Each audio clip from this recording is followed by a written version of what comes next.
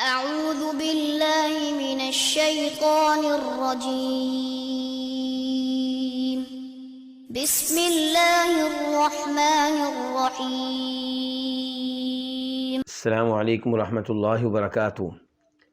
ان الحمد للہ نحمده ونستعینه ونستغفره ونعوذ باللہ من شرور انفسنا ومن سیئات اعمالنا من يهده الله فلا مضل له ومن يضلل فلا هادي له واشهد ان لا اله الا الله وحده لا شريك له واشهد ان محمدا عبده ورسوله يا أيها الذين آمنوا اتقوا الله حق تقاته ولا تموتن إلا وأنتم مسلمون يا أيها الناس اتقوا ربكم الذي خلقكم من نفس واحدة وخلق منها زوجها وبث منهما رجالا كثيرا ونساء واتقوا الله الذي تساءلون به والأرحام إن الله كان عليكم رقيبا يا أيها الذين آمنوا اتقوا الله وقولوا قولا سديدا يصلح لكم أعمالكم ويغفر لكم ذنوبكم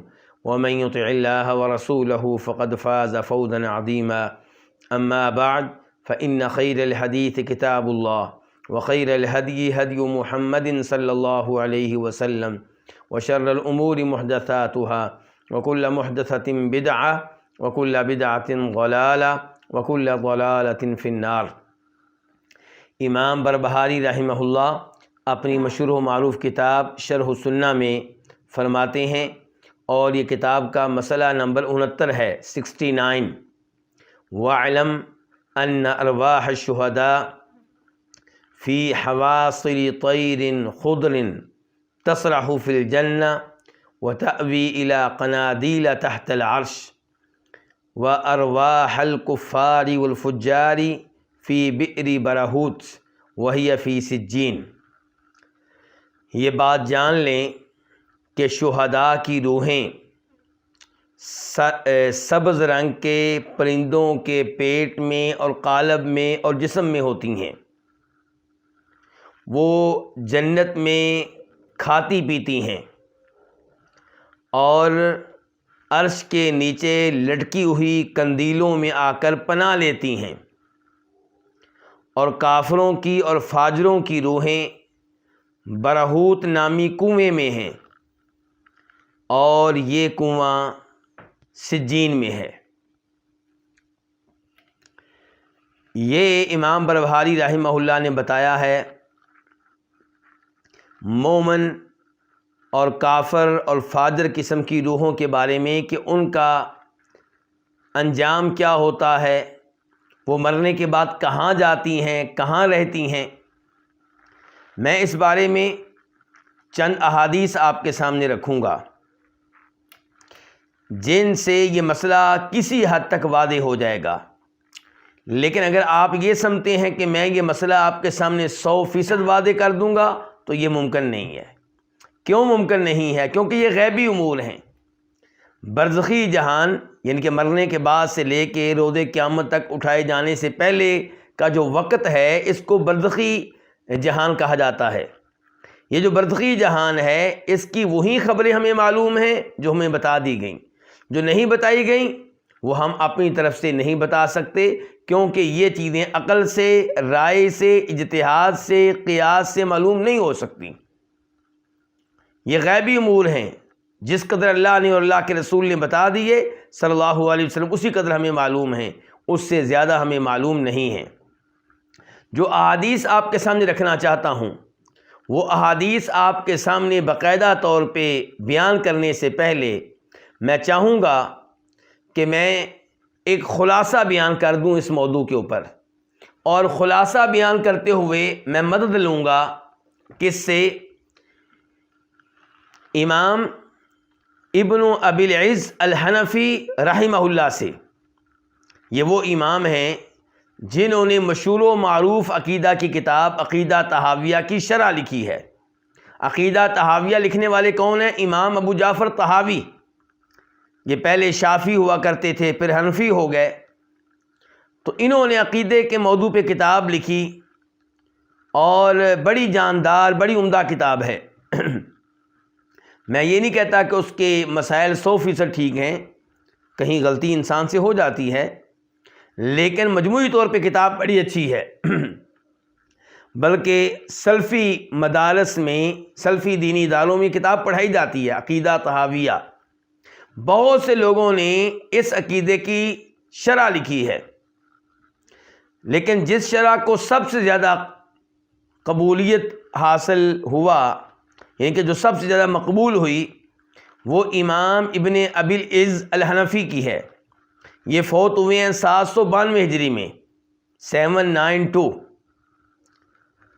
اور انہوں نے یہاں پہ جب روحوں کے مسئلے کا تذکرہ کیا تو خلاصہ بیان کرتے ہوئے کہتے ہیں وَيَتَلَخَّصُ مِنْ أَدِلَّتِهَا، یعنی کہ روحوں کے بارے میں جو دلائل آئے ہیں، جو نصوص آئی ہیں، ان کا خلاصہ کیا ہے؟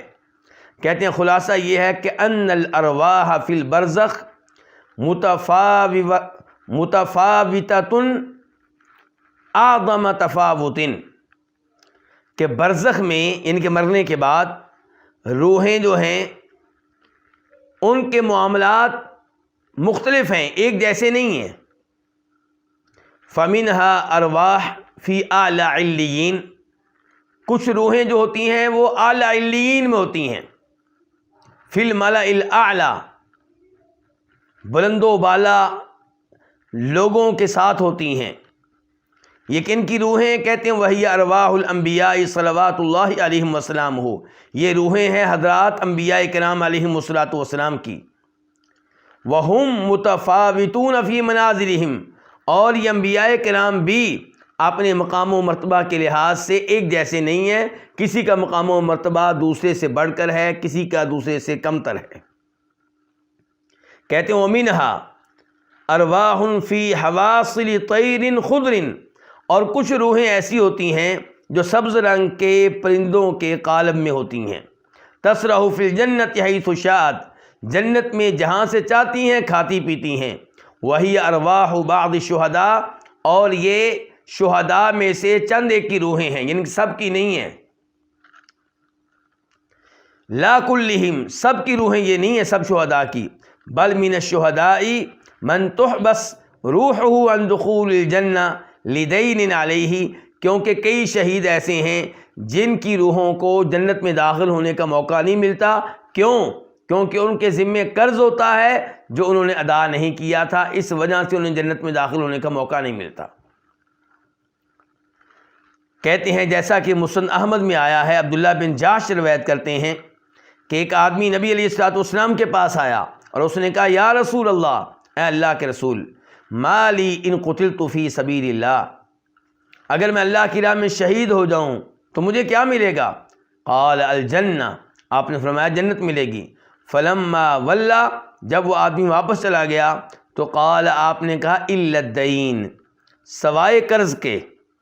سارنی بہ جبریل آنفا، ابھی ابھی آ کر جبریل علیہ السلام نے مجھے بتایا ہے کہ اگر شہید کے ذمے قرض ہوگا تو پھر وہ جنت میں داخل نہیں ہو سکے گا۔ اس کے بعد امام ابن ابی العز الحنفی کہتے ہیں وَمِنَ الْأَرْوَاحِ مَنْ يَكُونُ مَحْبُوسًا عَلَى بَابِ الْجَنَّةِ، کچھ روحیں وہ ہوتی ہیں جنہیں جنت کے دروازے پہ روک لیا جاتا ہے، جیسا کہ اس حدیث میں ہے جس میں فرمایا نبی علیہ الصلوۃ والسلام نے رأیت صاحبکم محبوسا علی باب الجنہ، کہ میں نے تمہارے ساتھی کو دیکھا ہے کہ اسے جنت کے دروازے پہ روک لیا گیا ہے۔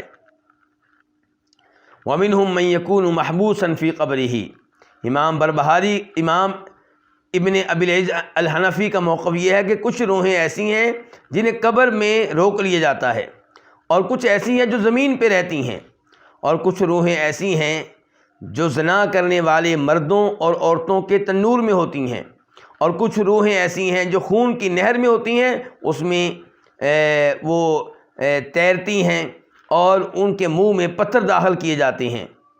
کہتے ہیں کہ یہ سارے وہ امور ہیں جن کے حق میں دلائل ہمیں احادیث سے ملتے ہیں۔ تو یہ خلاصہ بتایا ہے کس نے؟ امام ابن ابی العز الحنفی رحمہ اللہ نے عقیدہ طحاویہ کی شرح لکھتے ہوئے اب میں روحوں کے تعلق سے جو ہمارے پاس احادیث ہیں ان کا تذکرہ آپ کے سامنے رکھنا چاہوں گا۔ سب سے پہلے یہ مسلم شریف کی حدیث ہے، اور مسلم شریف میں اس کا نمبر ہے 1887 1887، اور ترمذی شریف میں بھی یہ حدیث موجود ہے، اور وہاں پہ اس کا نمبر ہے 3011 3011، اور یہی حدیث ابن ماجہ میں بھی آئی ہے، اور وہاں پہ اس کا نمبر ہے 2801 2801۔ تو اب یہ حدیث کیا ہے میں آپ کے سامنے رکھوں گا۔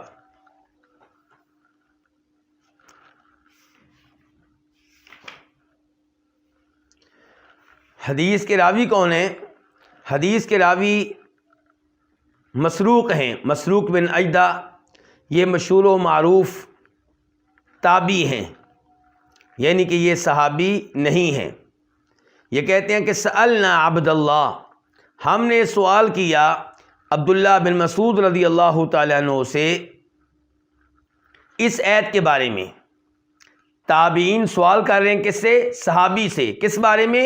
قرآن کریم کی آیت کے بارے میں، اس کا مفہوم جاننا چاہتے ہیں، اس کی تفسیر جاننا چاہتے ہیں۔ وَلَا تَحْسَبَنَّ الَّذِينَ قُتِلُوا فِي سَبِيلِ اللَّهِ أَمْوَاتًا بَلْ أَحْيَاءٌ عِندَ رَبِّهِمْ يُرْزَقُونَ، اور آپ ان لوگوں کو جو اللہ کی راہ میں قتل ہو جائیں مردہ گمان نہ کریں، بل احیاء، بلکہ وہ زندہ ہیں، عند ربہم یرزقون، اپنے رب کے پاس زندہ ہیں، رب کے پاس ان کو رزق دیا جاتا ہے۔ تو شہداء پھر کہاں ہیں؟ رب کے پاس، اور انہیں رزق مل رہا ہے۔ یہ آیت نمبر 169 ہے، 169 سورہ آل عمران۔ اس آیت کے بعد جو آیت ہے اس میں اللہ تعالیٰ کہہ رہے ہیں فَرِحِينَ بِمَا آتَاهُمُ اللَّهُ مِنْ فَضْلِ، اللہ نے اپنے فضل و کرم سے جو کچھ انہیں دیا ہے اس پہ بڑے خوش ہیں۔ کون؟ شہید۔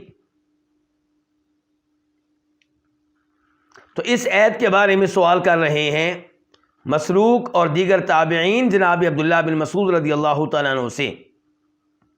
تو وہ کیا کہتے ہیں؟ کہتے ہیں اما انا قد سألنا عن ذلك، کہ یہ بات ذہن میں رکھو کہ ہم نے اس آیت کے بارے میں سوال کیا تھا۔ کس سے؟ نبی علیہ الصلوۃ والسلام سے۔ یہاں سے یہ بات نوٹ کرنے والی ہے، قرآن کریم کی بہترین تفسیر وہ ہے جو نبی علیہ الصلوۃ والسلام نے کی، اور اس کے بعد وہ تفسیر جو صحابہ کرام نے کی۔ کیوں؟ صحابہ کرام نے قرآن کی تفسیر سیکھی ہے کس سے؟ اللہ کے نبی علیہ الصلوۃ والسلام سے۔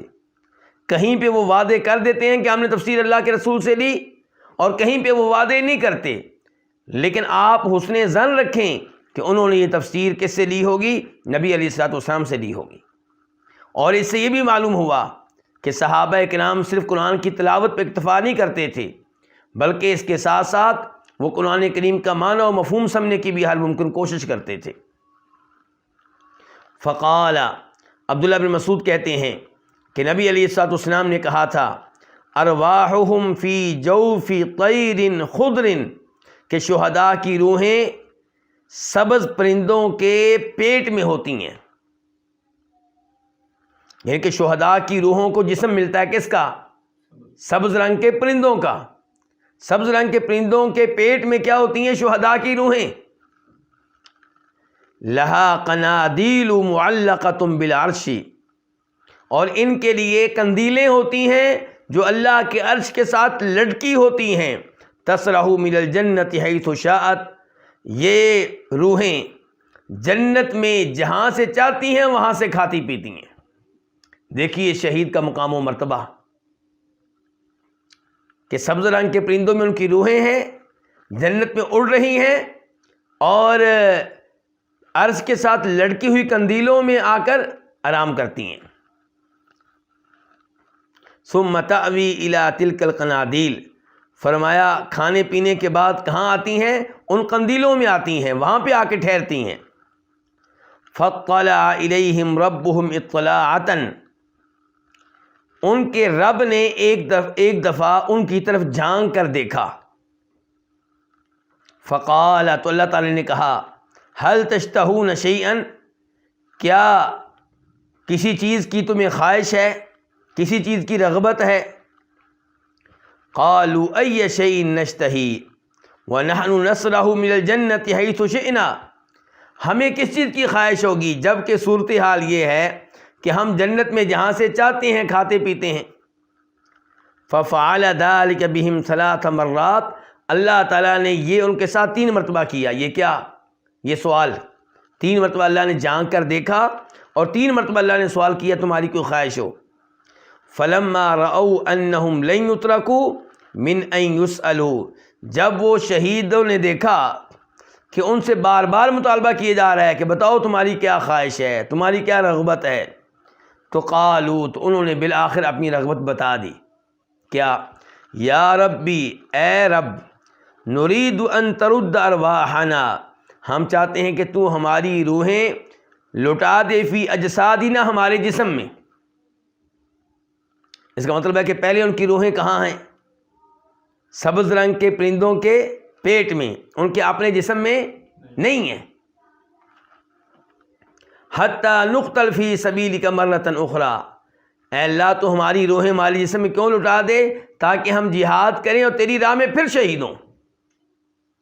فلما رآ ان لیس لہم حاجہ ترکوا، جب اللہ رب العزت نے دیکھا کہ انہیں کسی چیز کی خواہش نہیں ہے، جنت میں کسی چیز کی خواہش نہیں، دنیا میں جانا چاہتے ہیں اور وہ اللہ کے نظام کے خلاف ہے، تو اللہ تعالیٰ اس کے بعد اللہ نے ان کو ان کی حالت پہ چھوڑ دیا، یعنی کہ پھر نہیں پوچھا کہ تمہیں کیا چاہیے، کیونکہ دیکھ لیا کہ ان کی کوئی خواہش نہیں ہے، کوئی رغبت نہیں ہے، کوئی ان کا مطالبہ نہیں ہے۔ تو یہ ایک حدیث ہوئی اس مسئلے میں۔ اس سے کیا پتہ چلا؟ اور حدیث بھی کس کتاب کی ہے؟ مسلم شریف کی، ترمذی کی اور ابن ماجہ کی۔ حدیث کے نمبرز میں لکھوا چکا ہوں۔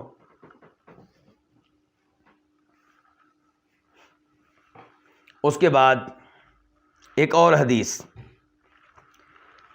اسے روایت کرنے والے کون ہیں؟ امام احمد، وہ اسے روایت کرتے ہیں اپنی مسند میں، نمبر ہے 2388 2388، اور ابو داؤد شریف میں اس کا نمبر ہے 2520 2520۔ شیخ البانی رحمہ اللہ نے اس حدیث کو حسن درجے کی حدیث، ان کے قابل قبول حدیث قرار دیا ہے۔ ایسی حدیث جس پہ اعتماد کیا جا سکتا ہے۔ اور یہاں پہ راوی کون؟ عبداللہ ابن عباس۔ پہلی حدیث کے راوی کون تھے؟ عبداللہ بن مسعود، اب کون؟ عبداللہ ابن عباس رضی اللہ تعالیٰ عنہما۔ قال قال رسول اللہ صلی اللہ علیہ وسلم، کہتے ہیں کہ فرمایا نبی کریم صلی اللہ علیہ وسلم نے، لما اصیب اخوانکم باحد، جب احد کی لڑائی میں، احد کے میدان میں تمہارے بھائی شہید ہوئے، جعل اللہ عز وجل ارواحہم فی طیر خضر، تو اللہ نے ان کی روحیں ڈال دیں سبز رنگ کے پرندوں میں، تارد انہار الجنہ، اب یہ روحیں، یہ سبز رنگ کے پرندے جنت کی نہروں میں آتے ہیں، تاکل من ثمارہا، جنت کا پھل کھاتے ہیں، وتأوی الی قنادیل من ذہب فی ظل العرش، اور عرش کے سائے میں سونے کی جو قندیلیں ہیں ان قندیلوں میں آ کر آرام کرتے ہیں، وہاں پہ آ کر ٹھہرتے ہیں۔ اور اس سے یہ بھی پتہ چلا کہ عرش ایک حقیقی مخلوق ہے، ورنہ اردو کے کئی ایسے مفسرین ہیں جو کہتے ہیں عرش کوئی حقیقی مخلوق نہیں ہے، عرش سے مراد کیا ہے؟ اللہ تعالیٰ کی سلطنت، اللہ کی بادشاہت، اور یہ تعویل ہے، تحریف ہے، یہ بہت بڑی غلطی ہے۔ جن تفاسیر میں ایسی تعویلیں پائی جائیں ان تفسیروں کو پڑھنے سے پبلک کو گریز کرنا چاہیے۔ فلما وجدوا طیب مشربہم ومأکلہم وحسن مقیلہم، جب انہوں نے دیکھا کہ جنت میں ان کا کھانا عمدہ، جو کچھ پیتے ہیں وہ بھی عمدہ، آرام کرنے کی جگہ اور آرام کرنے کا جو موقع ملتا ہے وہ بھی بڑا شاندار۔ تو کہنے لگے یا لیت اخواننا یعلمون بما صنع اللہ لنا، کاش دنیا میں موجود ہمارے مسلمان بھائیوں کو پتہ چل جائے کہ اللہ نے ہماری کتنی شاندار ضیافت کی ہے، اللہ نے ہمارے ساتھ کتنا اچھا سلوک کیا ہے۔ کیوں پتہ چل جائے دنیا والوں کو؟ لِأَلَّا يَزْهَدُوا فِي الْجِهَادِ، تاکہ کہیں ایسا نہ ہو کہ وہ جہاد سے اعراض کر بیٹھیں۔ جنت میں شہداء کی روحیں، ان کی خواہش کیا ہے کہ دنیا میں موجود مسلمانوں کو پتہ چلے کہ ہمارے ساتھ اللہ نے کتنا اچھا سلوک کیا ہے۔ کیوں؟ تاکہ وہ لوگ بھی جہاد کریں، کہیں جہاد سے منہ نہ موڑ لیں۔ وَلَا يَنْكُلُوا عَنِ الْحَرْبِ، اور لڑائی سے بزدلی نہ دکھائیں۔ یہاں پہ ایک اور بات نوٹ کریں، وہ کیا کہہ رہے ہیں؟ کاش پتہ چل جائے کن کو؟ دنیا والوں کو۔ آج لوگ کیا عقیدہ رکھتے ہیں کہ مرنے والوں کی روحیں جمعرات کے دن گھروں میں آتی ہیں، روحیں آ کر ملتی ہیں گھر والوں سے، ان کے ساتھ اٹھتی بیٹھتی ہیں، جبکہ وہ وہاں پہ کیا کہہ رہے ہیں؟ کاش۔ اس کا مطلب یہ ہے کہ شہید ہونے کے باوجود، جنتی ہونے کے باوجود ان کا دنیا والوں سے کوئی رابطہ نہیں ہے، کوئی لنک نہیں ہے۔ یہ شہداء کی روحوں کا حال ہے جن کو زندہ کہا گیا ہے۔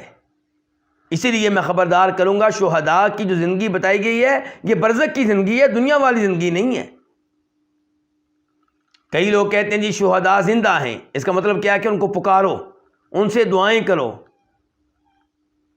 ان کی قبروں پہ آ کے حاضری دو، ان سے شفاعت کا مطالبہ کرو۔ ہم کہتے ہیں کہ اگر یہ زندگی دنیا والی ہوتی تو شہید کی بیگم کو بیوہ کیوں کہتے ہیں؟ اگر اس کا خاوند زندہ ہے، فوت نہیں ہوا، تو اس کو بیوہ کیوں کہتے ہیں؟ اس سے کوئی اور شادی کیوں کر لیتا ہے؟ وہ اور اس کے بچے جانے والے شہید کی جائیداد کو تقسیم کیوں کر لیتے ہیں؟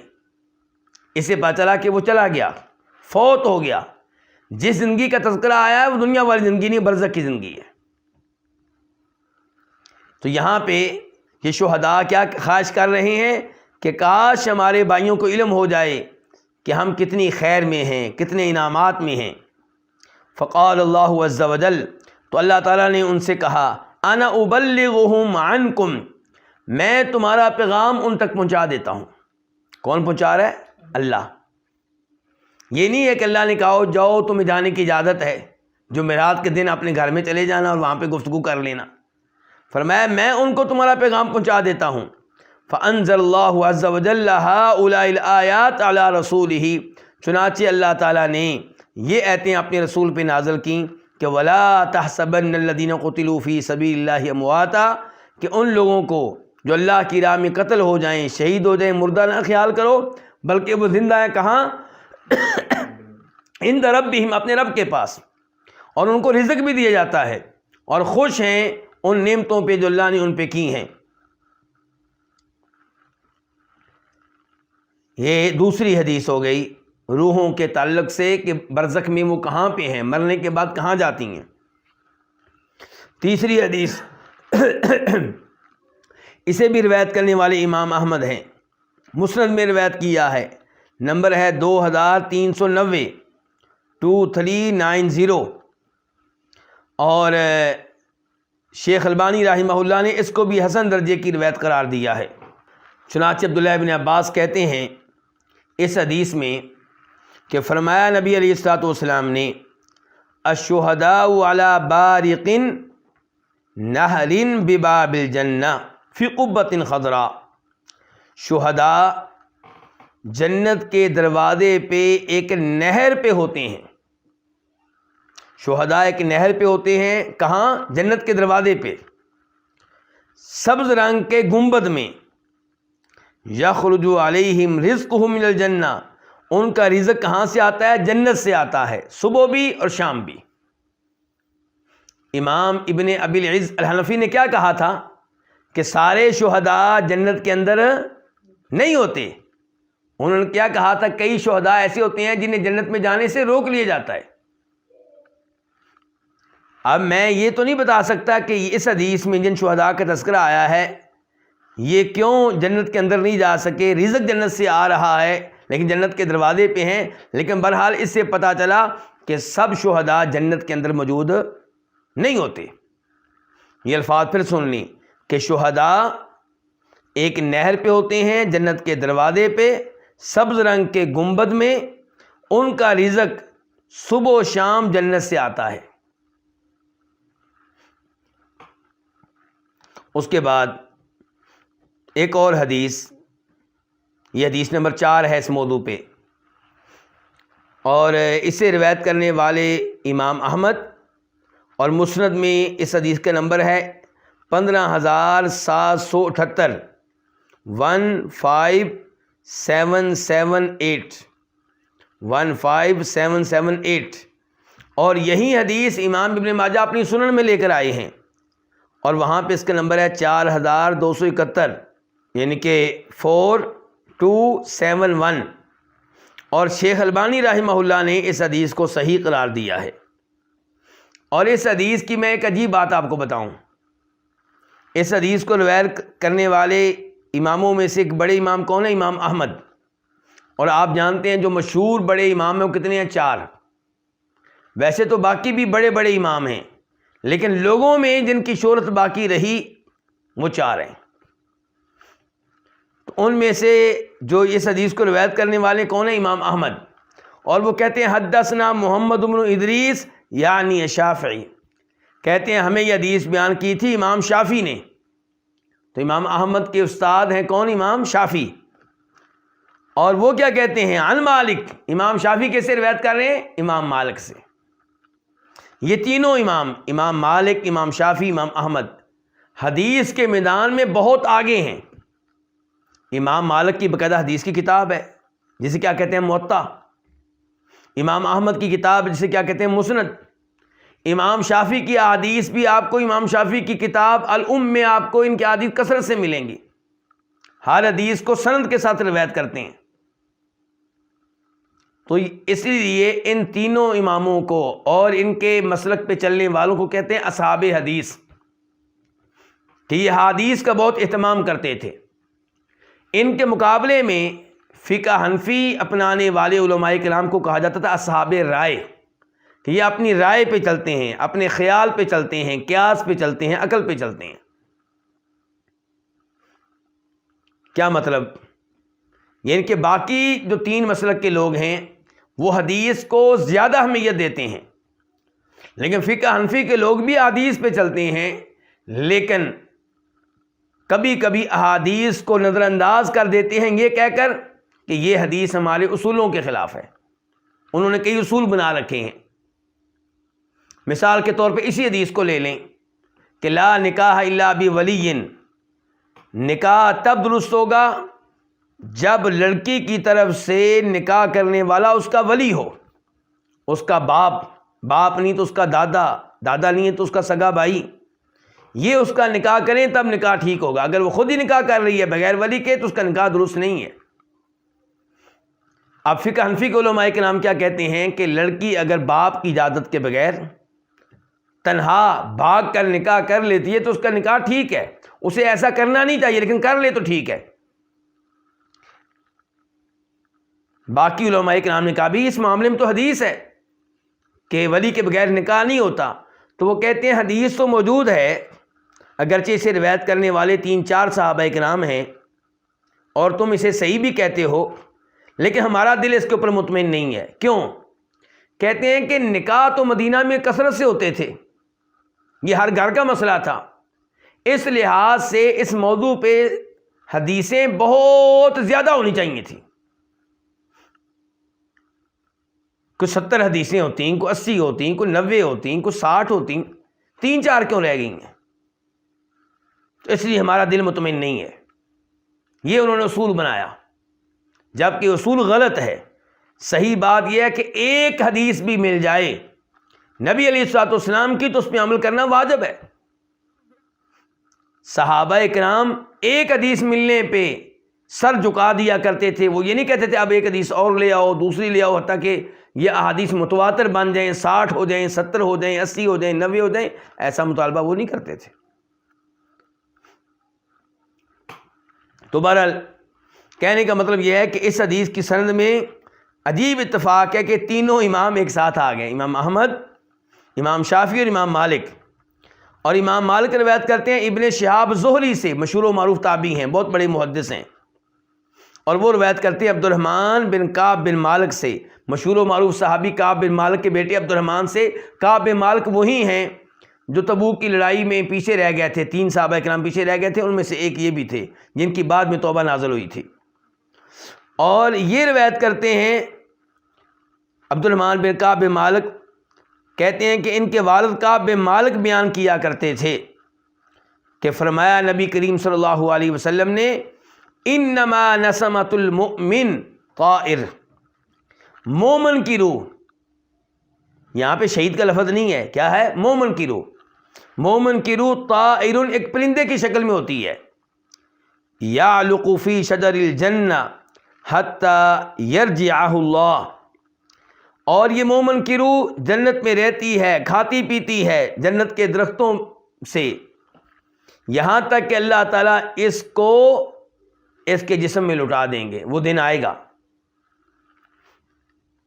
تو یہاں سے کیا پتہ چلا؟ مومن کی روح پھر کہاں ہوتی ہے؟ پرندے کی شکل میں ہوتی ہے. اور کہاں ہوتی ہے؟ جنت میں ہوتی ہے. یہ کتنی حدیثیں ہو گئیں؟ 4. اب حدیث نمبر 5. اس کے راوی ہیں سمرہ بن جندب. اور اس حدیث کو روایت کرنے والے امام کون کون سے ہیں؟ نمبر 1 امام احمد، نمبر ہے اس کا مسند احمد میں 2231، یعنی کہ 20231.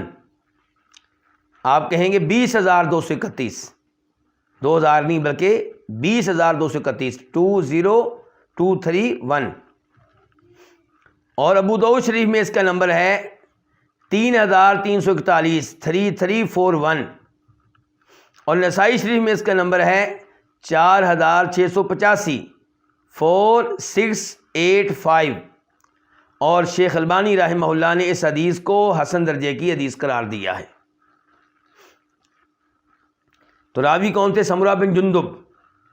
کہتے ہیں کہ خطبنا رسول اللہ صلی اللہ علیہ وسلم، ہمیں ایک بار خطبہ دیا نبی علیہ الصلوۃ والسلام نے، اور فرمایا ہا ہنا احد من بنی فلان، کیا یہاں پہ کوئی فلاں قبیلے کا آدمی ہے؟ فلاں قبیلے سے نام لیا آپ نے کسی قبیلے کا، کہا کہ فلاں قبیلے سے تعلق رکھنے والا یہاں پہ کوئی آدمی ہے؟ فلم یجبہ احد، لوگ خاموش رہے، کسی نے جواب نہیں دیا. پھر آپ نے کہا کیا یہاں پہ فلاں قبیلے سے تعلق رکھنے والا کوئی آدمی ہے؟ تو ایک آدمی کھڑا ہو گیا، اس نے کہا انا یا رسول اللہ، میں موجود ہوں اللہ کے رسول، میرا تعلق ہے فلاں اس قبیلے سے جس کا آپ تذکرہ کر رہے ہیں. تو آپ نے کہا ما منعک ان تجیبنی فی المرتین الاولیین، میں نے 2 مرتبہ پہلے بھی آواز دی تھی، تب تو نے کیوں نہیں بتایا کہ میں موجود ہوں؟ اما انی لم انوہ بکم الا خیرا، میں نے تم لوگوں کا جو تذکرہ کیا ہے، تمہارے قبیلے کا نام لیا ہے، تو ڈرنے کی ضرورت نہیں ہے، کسی خیر کی وجہ سے میں نے تمہارا نام لیا ہے. ان صاحبکم مأسور بدینہ، تمہارا ایک ساتھی، تمہارا فلاں ساتھی جو ہے، جو فوت ہو چکا ہے، وہ اپنے قرضے کی وجہ سے، جو قرضہ اس نے ادا کرنا ہے، ادا کیے بغیر فوت ہوا ہے، اس کی وجہ سے اسے روک لیا گیا ہے. فَلَقَدْ رَأَيْتُهُ أَدَّى عَنْهُ، تو راوی کہتے ہیں سمرہ بن جندب، تو میں نے اس آدمی کو دیکھا کہ اس نے اس میت کی طرف سے قرضہ ادا کر دیا. حتی ما بقی احد یطلبہ بشیء، یہاں تک کہ مطالبہ کرنے والا کوئی بھی نہ بچا، کوئی ایسا آدمی نہ بچا جو یہ کہے کہ اس میت نے میرا قرضہ دینا تھا. تو اب یہاں پہ دیکھیں، جب تک اس نے قرضہ ادا نہیں کیا اس کو جنت میں داخل ہونے کی اجازت نہیں ملی. اور اس کے بعد حدیث نمبر 6، اس کے راوی کون ہے؟ جناب ابو ہریرہ رضی اللہ تعالیٰ عنہ. روایت کرنے والے کون کون سے امام ہیں؟ امام نسائی، اور نسائی شریف میں اس کا نمبر ہے 1833 1833. اور ابن حبان، امام ابن حبان اسے اپنی صحیح میں روایت کرتے ہیں، اور وہاں پہ اس کا نمبر ہے 3003، یعنی کہ 3003. اور شیخ البانی رحمہ اللہ کی جو کتاب ہے سلسلۃ الاحادیث الصحیحہ، وہ کتاب جس میں انہوں نے صحیح احادیث جمع کر دی ہیں، وہاں پہ اس کا نمبر ہے 1309 1309. اس کا مطلب یہ ہے کہ شیخ البانی رحمہ اللہ نے اس حدیث کو صحیح قرار دیا ہے. تو راوی کون ہے جناب ابو ہریرہ رضی اللہ تعالیٰ عنہ، کہ نبی علیہ الصلوۃ والسلام نے فرمایا اذا حضر المؤمن اتته ملائکۃ الرحمہ بحریرۃ بیضاء، جب مومن کے فوت ہونے کا وقت آتا ہے تو اس کے پاس رحمت کے فرشتے آتے ہیں. کون سے فرشتے؟ سفید رنگ کا ریشمی لباس لے کر آتے ہیں. فیقولون، تو وہ کہتے ہیں اخرجی راضیۃ مرضیۃ عنک الی روح اللہ وریحان ورب غیر غضبان. روح کو مخاطب کر کے کہتے ہیں کہ اپنے جسم سے باہر نکلو، تم اپنے رب پہ راضی ہو، تمہارا رب تمہارے اوپر راضی ہے. فوت ہوتے وقت ہی کیا مل رہی ہے؟ خوشخبری. رحمت کے فرشتوں کا آنا بھی خوشخبری ہے. ظاہر ہے کہ میت جو ہے وہ دیکھ لیتی ہے فرشتوں کو، تو رحمت کے خوبصورت فرشتے دیکھ کے خوشخبری ملنا شروع ہو جاتی ہے. اوپر سے یہ پیاری پیاری گفتگو کہ نکلو اپنے جسم سے، تمہارے اوپر تمہارا رب راضی اور تم اپنے رب پہ راضی. نکل کے کہاں جانا ہے؟ اپنے رب کی مہربانی کی طرف، اپنے رب کی رحمت کی طرف جانا ہے. اس رب کے پاس جانا ہے جو تمہارے اوپر ناراض نہیں ہے. چنانچہ یہ روح نکلتی ہے اور اس سے بہترین کستوری کی خوشبو آ رہی ہوتی ہے. پھر اس روح کو فرشتے پکڑتے ہیں، اپنے ہاتھوں میں لے لیتے ہیں، اور ان فرشتوں سے دوسرے فرشتے، یہاں تک کہ وہ اس روح کو آسمان کے دروازے پہ پہنچا دیتے ہیں. روح کہاں پہنچ گئی ہے؟ آسمان کے دروازے پہ. ہمارا موضوع کیا ہے کہ روحیں کہاں جاتی ہیں؟ تو یہ نیک روح کہاں پہنچ گئی؟ آسمان کے دروازے پہ. اور یہ الفاظ جو میں آپ کے سامنے رکھ رہا ہوں یہ نسائی شریف کے ہیں، اور صحیح ابن حبان میں یہاں پہ یہ الفاظ بھی آئے ہیں وَلَا يَأْتُونَ السَّمَاءَ إِلَّا قَالُوا مِثْلَ ذَلِكَ، کہ جب یہ روح آسمان کے دروازے پہ پہنچتی ہے تو فرشتے کہتے ہیں مَا أَطْيَبَ هَذِهِ الرِّيحُ، کتنی اچھی خوشبو ہے جو تمہیں زمین کی طرف سے آ رہی ہے. روح پر آ رہی ہے نا مومن روح، تو آسمان کے فرشتے کہتے ہیں کتنی شاندار خوشبو آ رہی ہے زمین کی طرف سے. اور ابن حبان میں ہے کہ ہر آسمان پہ پہنچتے ہوئے یہی الفاظ کہے جاتے ہیں. اس کا مطلب ہے کہ روح پہلے آسمان دوسرے آسمان اوپر جا رہی ہے.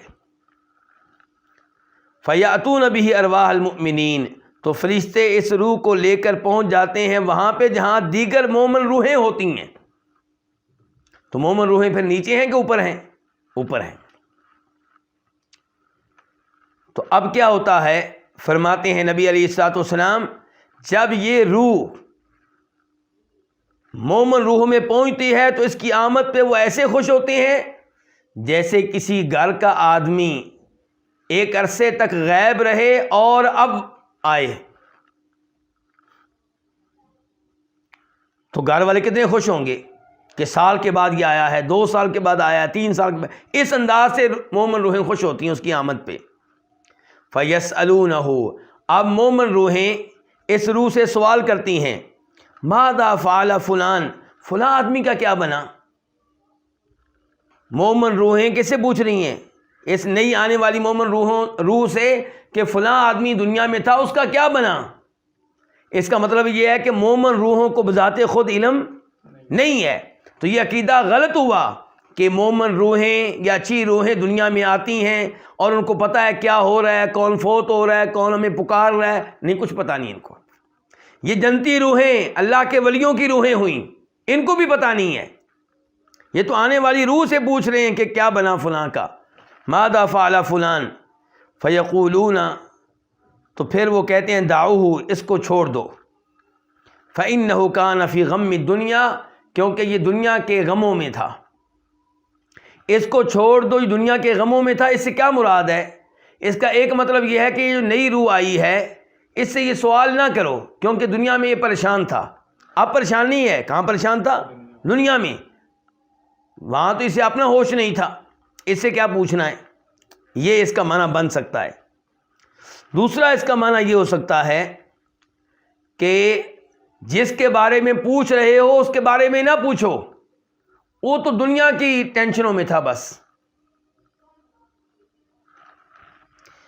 فَإِذَا قَالَ أَمَا أَتَاكُمْ، جب یہ نیا مہمان جو آیا ہے، نئی روح جو آئی ہے، جب یہ کہتی ہے جس کے بارے میں تم پوچھ رہے ہو وہ یہاں پہ نہیں پہنچا مجھ سے پہلے، یعنی کہ مطلب یہ ہے کہ وہ تو مجھ سے پہلے فوت ہوا تھا، اس کی روح یہاں نہیں پہنچی. قالوا ذهب به الى ام الهاویہ، نہیں یہاں پہ نہیں پہنچی. اس کا مطلب یہ ہے کہ اسے اس کے جہنم والے ٹھکانے کی طرف لے جایا جا چکا ہوگا. اللہ تعالی ہم سب کو اس سے محفوظ رکھے. اللہ ہمیں ان میں سے بنائے جن کو فوت ہونے کے فوراً بعد اللہ تعالیٰ جنتی روحوں کے ساتھ، مومن روحوں کے ساتھ ملا دیں گے. حدیث ابھی ختم نہیں ہوئی. اس کے بعد کہتے ہیں نبی علیہ الصلوۃ والسلام وَإِنَّ الْكَافِرَ إِذَا حُضِرَ، اور جب کافر کے فوت ہونے کا وقت آتا ہے أَتَتْهُ مَلَائِكَةُ الْعَذَابِ بِمِسْحٍ، تو عذاب کے فرشتے ایک گندا سا ٹاٹ لے کر آتے ہیں. مومن روح کو قبض کرنے کے لیے کون آئے تھے؟ رحمت کے فرشتے. کیا لے کر آئے تھے؟ سفید ریشمی یعنی کہ لباس وغیرہ لے کر آئے تھے جس میں انہوں نے روح ڈالی تھی. یعنی کہ دنیا کے لوگ بندوبست کرتے ہیں کفن کا میت کے جسم کے لیے، اور فرشتے بندوبست کرتے ہیں روح کے لیے. اب اگر اچھی روح ہے تو کیا لباس آتا ہے؟ ریشمی سفید رنگ کا لباس، اور دیگر حدیث سے پتہ چلتا ہے جنت کا لباس. اور اگر یہ روح کیا ہے؟ گندی ہے، کافر ہے، یہاں پہ کافر کا لفظ آیا ہے، تو پھر عذاب کے فرشتے آتے ہیں اور کیا لے کر آتے ہیں؟ گندا سا ٹاٹ لے کر آتے ہیں اور کہتے ہیں اخرجی، اس روح کو مخاطب کر کے کہتے ہیں جسم سے باہر نکلو، ساخطۃ مسخوطۃ علیک الی عذاب اللہ، کہ تیرا رب تیرے پہ ناراض اور تو اپنے رب سے ناراض. نکل کے کہاں جانا ہے؟ الی عذاب اللہ، اللہ کا عذاب تیرا منتظر ہے. فتخرج کأنتنی ریح جیفۃ، تو یہ روح جسم سے نکلتی ہے اور شدید ترین مردار کی طرح اس سے بدبو آ رہی ہوتی ہے، گندے ترین مردار کی طرح اس سے بدبو آ رہی ہوتی ہے. یہاں تک کہ یہ عذاب والے فرشتے اسے زمین کے دروازے پہ لے کر آتے ہیں. کون سے دروازے پہ؟ زمین. تو وہ کہتے ہیں ما انت نہاد الریح، کتنی گندی بدبو آ رہی ہے. یہاں تک کہ فرشتے اسے کافر روحوں کے پاس پہنچا دیتے ہیں. تو اس سے پتہ چلا کہ کافر روحیں کہاں ہوتی ہیں؟ زمین پہ. زمین میں کہاں؟ یہ الگ موضوع ہے، لیکن یہ طے ہو گیا کہ ان کا انجام، ان کا ٹھکانہ کہاں پہ ہے؟ زمین پہ. اور شہداء کی روحوں کا، مومن روحوں کا ٹھکانہ کہاں پہ ہے؟ آسمانوں پہ. اور آپ جانتے ہیں جنت بھی کہاں ہے؟ اوپر ہی ہے. اب اس موضوع پہ آخری حدیث رہ گئی اور یہ بخاری شریف کی حدیث ہے. اس کے راوی بھی سمرہ بن جندب ہیں اور بخاری شریف میں اس کا نمبر ہے 1386 1386.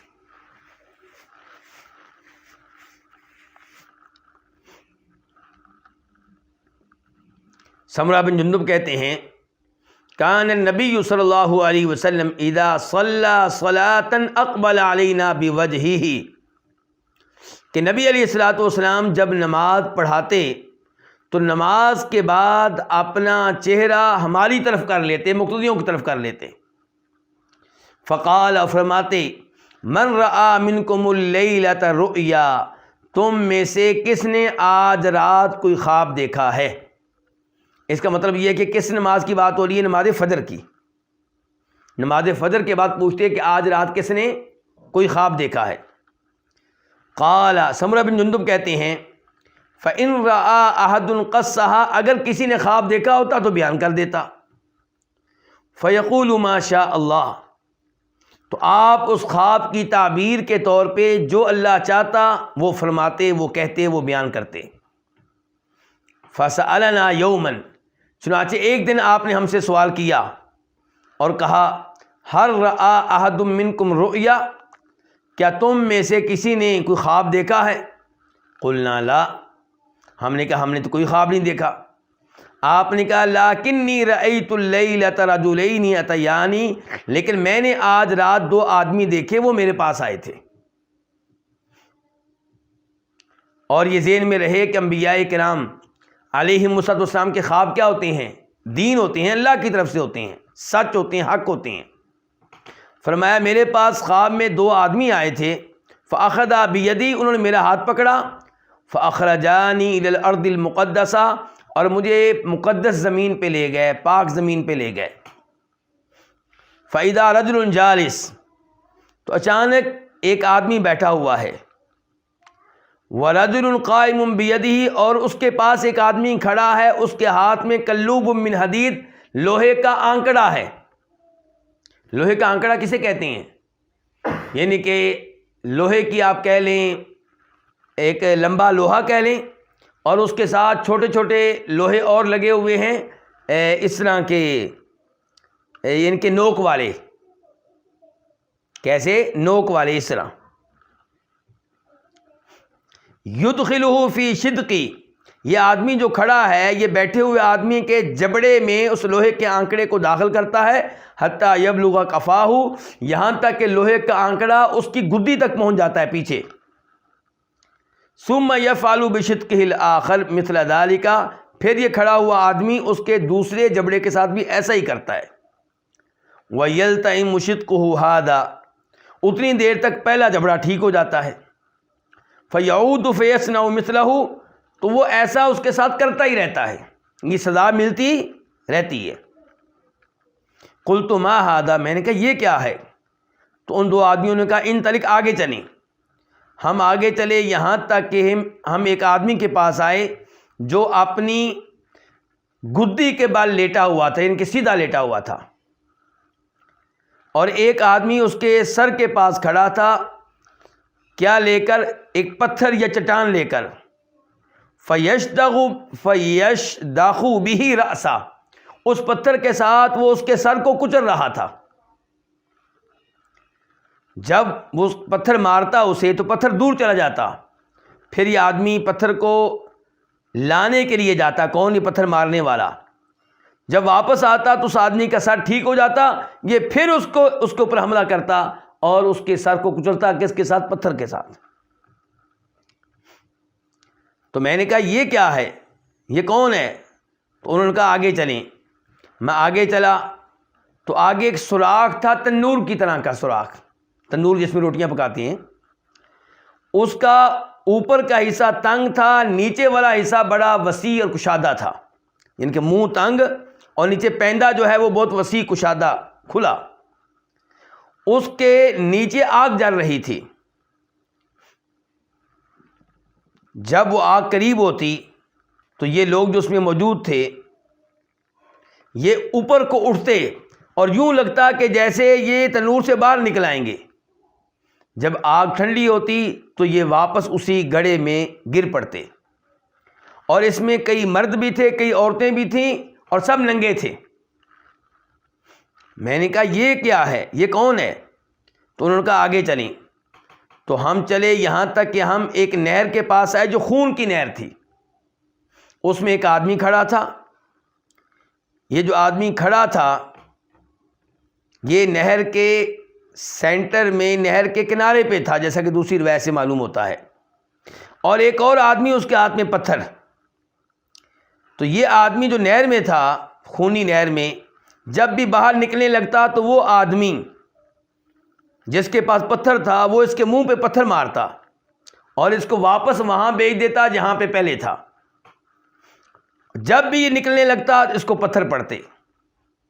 تو میں نے کہا یہ کیا ہے؟ تو مجھ سے کہا آگے چلیں۔ پھر ہم چلے یہاں تک کہ ہم ایک باغ میں آئے، سرسبز و شاداب باغ۔ وہاں پہ ایک بڑا درخت اور اس کی جڑ میں ایک بزرگ بیٹھے ہوئے ہیں اور ان کے پاس کئی بچے ہیں، اور ایک اور آدمی اس درخت کے قریب ہے، اس کے آگے آگ ہے، وہ آگ کو جلا رہا ہے۔ تو یہ دو آدمی مجھے چڑھا کر اس درخت پہ لے گئے اور مجھے انہوں نے ایک گھر میں داخل کیا۔ اس سے اچھا گھر میں نے کبھی نہیں دیکھا۔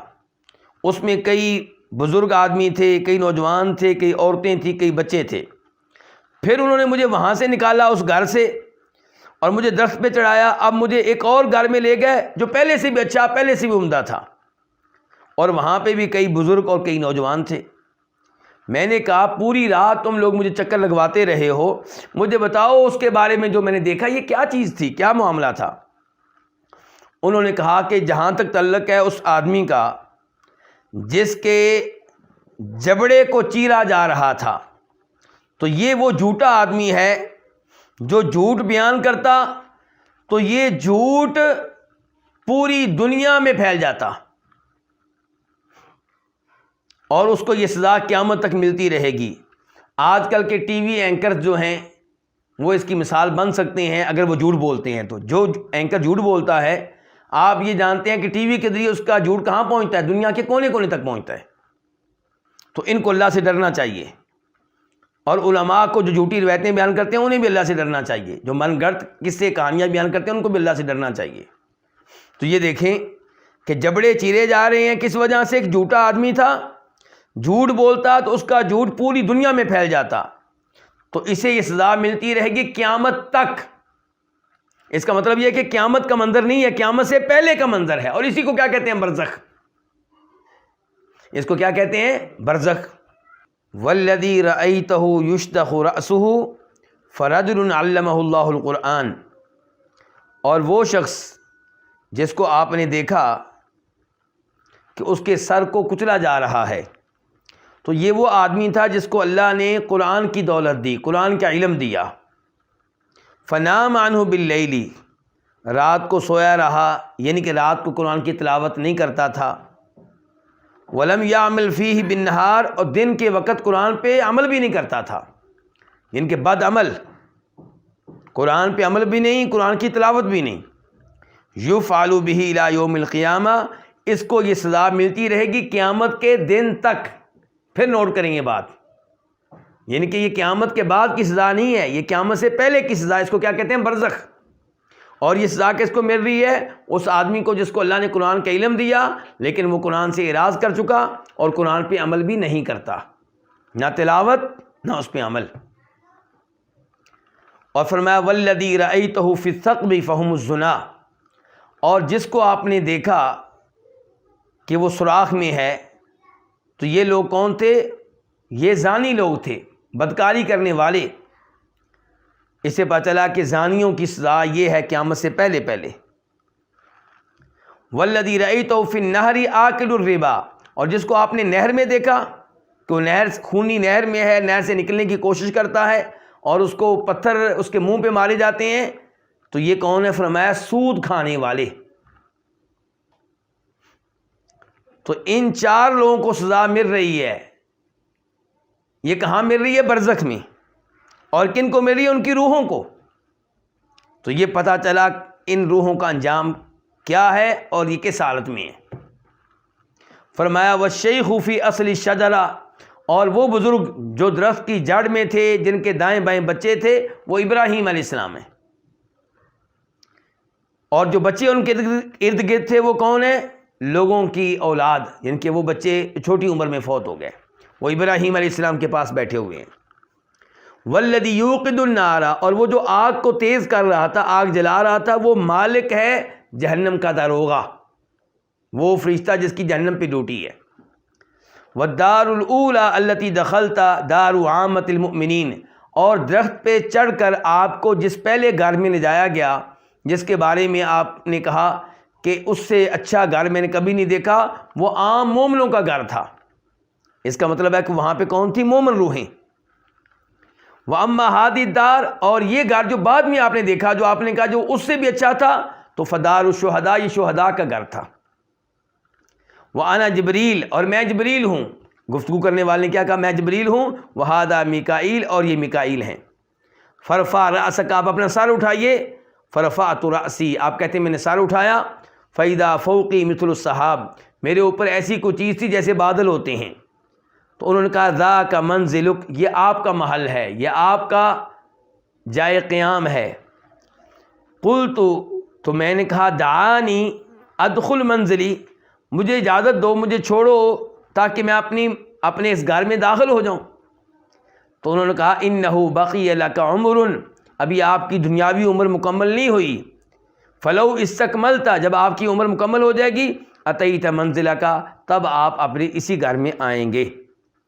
اس کا مطلب ہے کہ آپ کی روح یہاں پہ آئے گی۔ تو کہنے کا مطلب یہ ہے، خلاصہ کلام یہ ہے کہ روحوں کا معاملہ جو ہے وہ ایک جیسا نہیں ہے۔ ہر روح اپنے اعمال کے لحاظ سے کسی نہ کسی مقام پہ ہے۔ اور میں آخر میں امام بربہاری کے الفاظ پھر پڑھ دوں کہ وَاعْلَمْ أَنَّ أَرْوَاحَ الشُّهَدَاء، یہ بات جان لیں کہ شہداء کی روحیں فی حواصِ طَیْرٍ خُضْرٍ، سبز پرندوں کے قالب میں اور جسم میں ہوتی ہیں، تسرع فی الجنہ، جنت میں کھاتی پیتی ہیں، وتأوی الی قنادیل تحت العرش، اور عرش کے نیچے قندیلوں میں آ کر ٹھہرتی ہیں، وارواح الکفار والفجار، اور کافروں کی روحیں اور فاجروں کی روحیں فی بئر برہوت، برہوت نامی کنویں میں ہوتی ہیں، اور یہ کنواں سجین میں ہے۔ تو آج یہیں پہ آج کے درس کا اختتام کرتے ہیں۔ کافروں کی روحیں کہاں ہوتی ہیں، اس موضوع پہ گفتگو انشاءاللہ آئندہ درس میں ہوگی۔ اللہ رب العزت ہمیں قرآن و حدیث کے مطابق عقیدہ بنانے کی اور سیکھنے کی توفیق عنایت فرمائے۔ وآخر دعوانا الحمدللہ رب العالمین۔